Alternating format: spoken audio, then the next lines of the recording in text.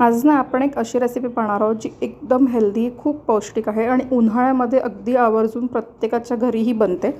ते म्हणजे सातूचं पीठ. सातूचं पीठ ना पुष्कळ पद्धतीने बनतं. कोणी चण्याची डाळ वापरतं, कोणी डाळ वापरतं, कोणी फुटाणे वापरतं. मी याला थोडंसं हेल्दी ठेवणार आहे कारण मी याच्यामध्ये फुटाण्याचा वापर करणार आहे. पूर्ण रेसिपी, डिटेल रेसिपी माझ्या चॅनलवर आहे. मी तुम्हाला खाली लिंक देते. तुम्ही त्याच्यावर जाऊन पूर्ण रेसिपी चेक करू शकता.